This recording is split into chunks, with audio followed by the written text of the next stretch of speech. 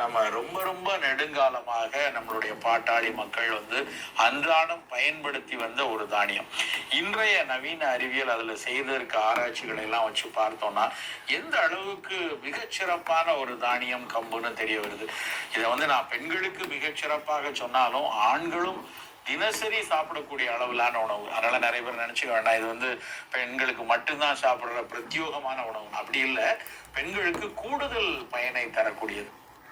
ஒரு பெண் மாதவிடாய் தூங்கக்கூடிய காலத்துல மாதவிடாய் துவங்கிருச்சுனாலே அப்பொழுதே அவர்களுக்கு ஒவ்வொரு மாதமும் அவர்களுடைய மாதவிடாயின் காரணமாக இரும்பு சத்தினுடைய இழப்பு நிறைய வரும். ஆண்களுக்கு அது மாதிரியான தொந்தரவு இல்லைனாலும் பெண்களுக்கு இது மாதிரி நடக்கிறதுனால ஒவ்வொரு முறை மாதவிடாயின் போதும் கொஞ்சம் அவர்களுக்கு இரும்பு சத்து குறையறதுக்கான வாய்ப்பு இருக்கு. இது தவிர அவர்கள் மகப்பேறு காலத்துல, கருத்தரித்திருக்கக்கூடிய காலத்துல, பாலூட்டக்கூடிய காலத்துல ஒவ்வொரு பொழுதிலும் இரும்பு சத்தினுடைய தேவை கொஞ்சம் ஆண்களை விட அதிகமா இருக்கு. அப்போ தினசரி சாப்பிடக்கூடிய உணவிலேயே நம்ம இரும்பு சத்துள்ள உணவை அவர்களுக்கு கொடுத்தால்தான் அவங்களுக்கு இரத்த சோகை வராமல் தடுப்போம். யூனிசெஃப் அப்படிங்கிற ஒரு நிறுவனம் ஒரு ஆராய்ச்சி செய்து சொன்ன ஒரு ஸ்டேட்மெண்ட் சமீபத்தில் அது படிச்சப்ப ரொம்ப பதட்டம் தரக்கூடிய அளவுல இருந்தது.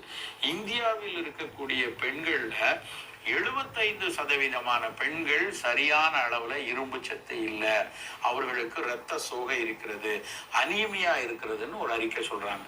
அதுவும் சின்ன குழந்தைகள்ல, கிராமப்புறங்களில் வளரக்கூடிய பெண் குழந்தைகள்ல 50%க்கும் மேற்பட்ட குழந்தைகளுக்கு இரத்த சோகை இருக்குது. அரசாங்கம் மிக எச்சரிக்கையாக இதை கவனிக்கணும் அப்படின்னு சொல்லி இந்திய அரசாங்கத்துக்கு அவங்க ஒரு அறிக்கை ஒண்ணு கொடுத்திருக்காங்க. ஏன் இந்த அளவுக்கு இரும்பு சத்து பெண் குழந்தைகளுக்கு குறையுதுன்னா, குறிப்பா இந்த மாதவிடாய் காலத்துல ஏற்படக்கூடிய இரத்தப்போக்கு, அவர்களுக்கு உணவில் ஒரு முக்கியத்துவம் கொடுக்காத ஒரு வாழ்வியல் நம்ம ஊர்ல இருந்திருக்கு. இன்னைக்கும் பார்த்தீங்கன்னா கிராமப்புறங்களையும் சரி, நிறைய வீடுகளையும் சரி, பெண்கள் கடைசியாக இருக்கிறத சாப்பிடலாம் அப்படிங்கிற ஒரு மனோபாவம்.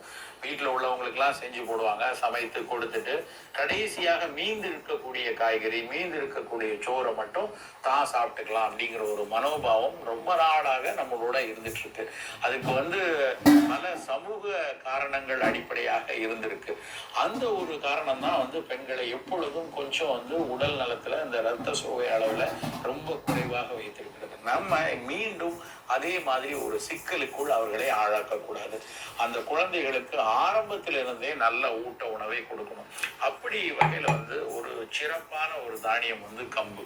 ஏன் கம்பு நெல்லரிசியை விட நல்லது அப்படின்னா, நெல்லரிசியில இரும்பு சத்து ரொம்ப ரொம்ப குறைவு. நம்ம தினம் சாப்பிடக்கூடிய ஸ்டேபிள் ஃபுட்டான சோறுல இரும்பு சத்து குறைவாக இருக்கு. ஆனா கம்பஞ்சோறுல மிக அதிக அளவுல இரும்பு சத்து இருக்கு. கிட்டத்தட்ட 8 மடங்கு நெல்லரிசியை காட்டிலும் கம்பஞ்சோறுல இரும்பு சத்து கூடுதலா இருக்கு.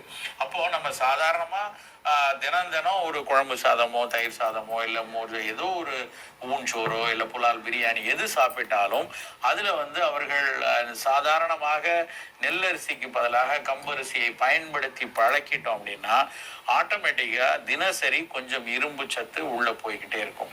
அது மட்டும் இல்லாம, இரும்பு மட்டும் இல்லாம கால்சியம், சுண்ணாம்பு சத்துங்கிறது நம்மளுடைய எலும்புகள் வலுவாக இருக்கிறதுக்கு, அப்புறம் அந்த கால்சியம் தான் இரத்த ஓட்டங்களை உடல் முழுக்க எல்லாவற்றையும் நல்லா கொண்டு போறதுக்கான சேனல் கொடுக்கிறது அந்த கால்சியம் சத்து தான். அதை சிறப்பாக வைத்திருப்பதற்கு இந்த சுண்ணாம்பு சத்தும் நிறைய வேணும். அந்த சுண்ணாம்பு சத்தம் நெல் சோற்றை விட கம்பஞ்சோற்றுல மிக அதிக அளவுல கிட்டத்தட்ட 20 மடங்கு அதிகமாக இருக்கு அப்படின்னு சொல்றாங்க.